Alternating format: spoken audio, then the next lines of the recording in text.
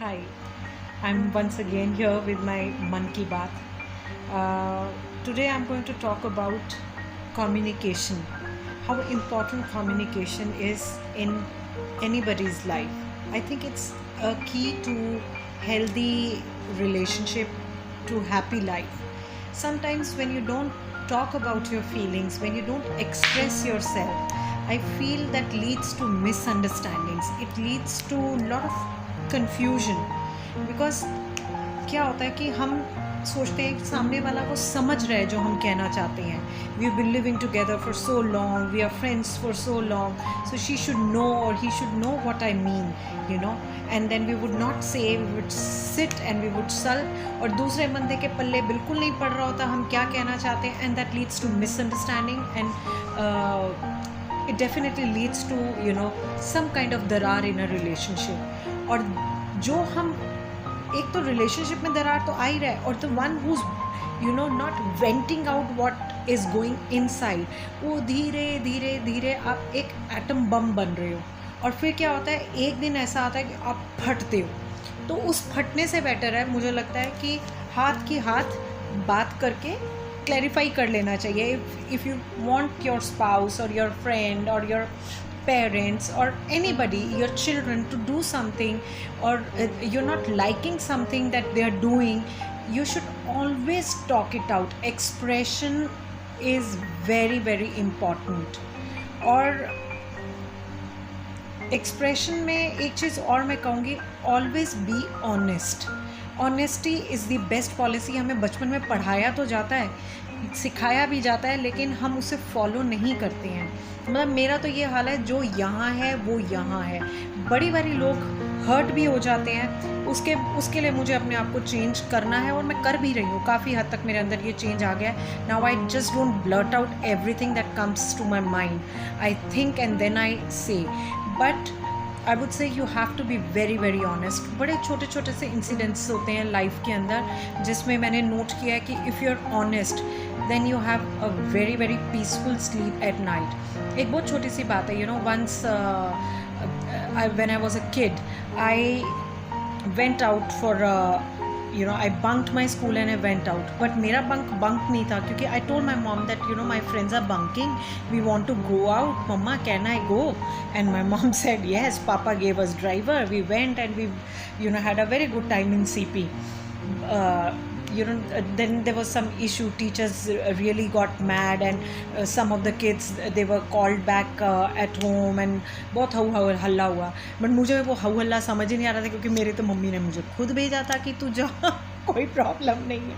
So this is how I've done things which are not right, but despite that I have always told the truth to my parents. And now after marriage also, if there is something that I've done which I know is wrong, जैसे मेरे को business में losses हुए थे और मेरे पे डेप्ट आ गया, I told my husband that I have gone through a bad phase.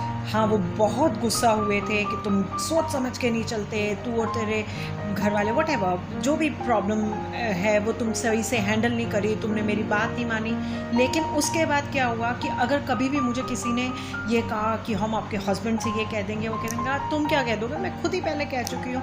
So I never hide anything from my closed ones. I never lie, which is a big blessing. एक बारी आपको ज़रूर कोई उसका कॉन्सिक्वेंस बर्दाश्त करना पड़ता है, या उसका जो भी बैड इफ़ेक्ट है, लेकिन in the long run it's a big big relief. So this is what I want to suggest to you guys also.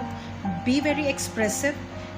अंतर्यामी नहीं है जो आपके साथ रह रहा है कि वो उसको समझ आ जाए कि आप क्या चाहते हो. Sometimes husband would ask his wife कि तेरे लाइक बर्थडे आ रहा है या कोई ओकेजन आ रहा है, do you want something, should I get something for you? और द गर्ल वुड से नहीं नहीं, सब कुछ तो है मेरे पास, मुझे कुछ नहीं चाहिए. एंड अंदर से वो सल्क करती रहेगी. इससे अच्छा बता देना ये चीज़ चाहिए मुझे इस बारी, और वो हस्बैंड के अगर बस में है तो वो ले दे. ये प्रकट हो जाएगा अपने आप वाला तो नहीं है ना, because husband will think that I have asked and she is not told me, और now again she is making faces. तो ये मेरे को लगता है कि बड़ी डिफ़िकल्ट सिचुएशन होती है, जो आपको you have to play guess what's going on here वाला game in any relationship. express it. It makes life easy.